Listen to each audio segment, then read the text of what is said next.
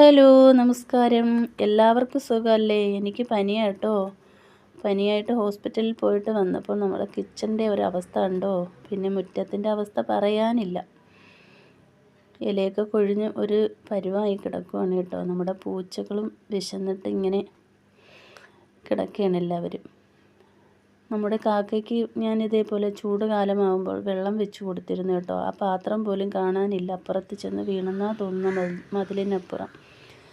എന്തായാലും നമുക്ക് വയ്യെങ്കിലും ചുമ്മാതിരിക്കാൻ പറ്റില്ലല്ലോ.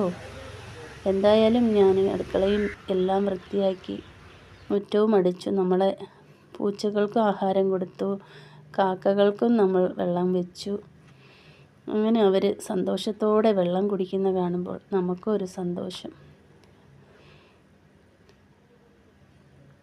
എല്ലാവരും ചോദിക്കും, എന്താണ് നിനക്ക് മലമറിക്കുന്ന പണിയെന്നല്ലേ?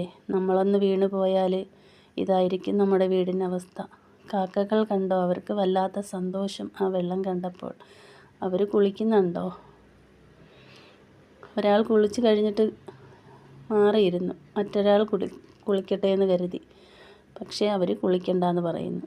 അപ്പോൾ എൻ്റെ ഇന്നത്തെ അവസ്ഥ ഇതൊക്കെയാണ്.